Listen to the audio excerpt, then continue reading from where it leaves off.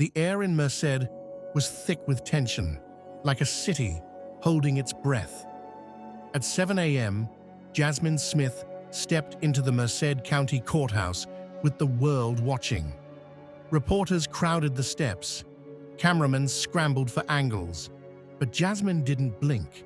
In her hand was the lawsuit that would change everything. Smith versus Anderson Corporation, it was officially filed. Inside the courtroom, she handed the documents to the clerk and exhaled. The first shot in this war wasn't a bullet. It was truth.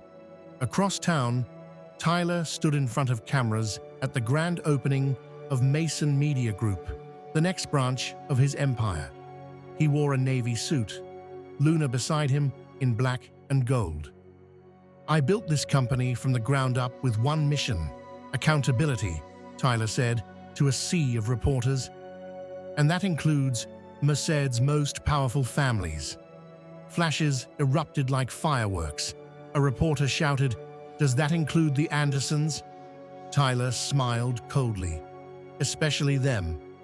Luna didn't flinch, but inside, she was bracing for whatever Carlos Mendoza had planned.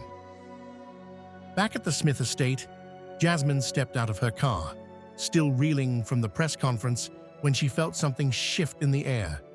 She turned. A masked man tackled her to the ground.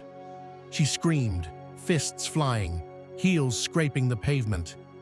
Before she could reach for her phone, he whispered, "Back off, or next time we finish the job." And just like that, he was gone.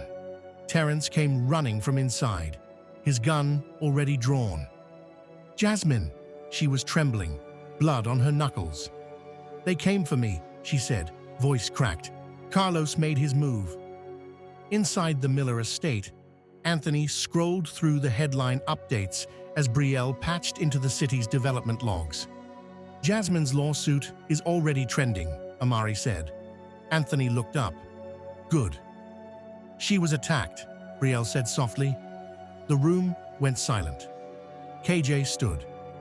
"How long are we going to sit back and let Mendoza pull strings?" Amari looked to Anthony. "We follow your lead."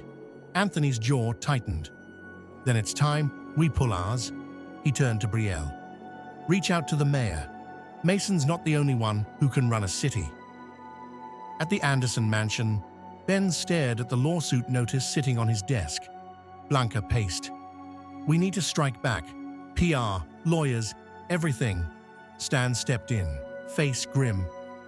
"It's worse. Carlos has gone rogue.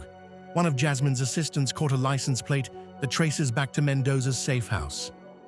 Ben stood. "Get rid of it." Quietly.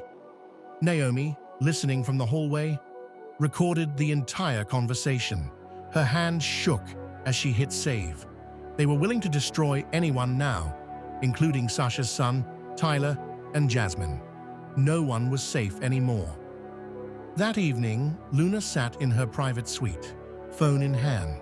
She scrolled through a list of contacts, everyone tied to Mendoza's cartel network. Then she called a name she hadn't touched in years. Reina Mendoza, Carlos's estranged sister. The call rang twice. "Luna Anderson," a voice said, "you must be desperate." "I'm not calling for help," Luna said. "I'm calling to make a deal." Reina paused. "Go on." "You help me stop Carlos," Luna said, "and I'll help you take his empire." Meanwhile, Sasha stood on her porch, watching her son play with a toy truck in the driveway. Tyler approached from across the street. "He's okay," Sasha said, "but he hasn't said a word all day." Tyler nodded. "We're going to keep him safe. You have my word." Sasha looked at him. "You're not just fighting the Andersons or the Smiths anymore." "I know. You're fighting blood." Tyler looked over at her son, who now smiled for the first time in days. "Then I better not lose." As night fell, Jasmine sat with Marcus in her office, a bandage wrapped around her arm, hands trembling slightly. "They came for me, Marcus." He held her hand. "And you're still standing. What if next time I don't? Then we go down swinging." She smiled. eyes glassy. You always know what to say. He kissed her forehead. That's because I love you. She froze, eyes wide. He smiled. I said it, and I meant it. She whispered, I love you too. Before the moment could last, her phone lit up. Unknown number. Your lawsuit just cost someone their life. Check your front door. Marcus ran to the entrance. A black envelope sat on the porch. Inside, a photo of Stan Anderson, bloodied, unconscious, tied to a chair, and a note. One down. Jasmine's breath caught. Marcus, she whispered, this just got real.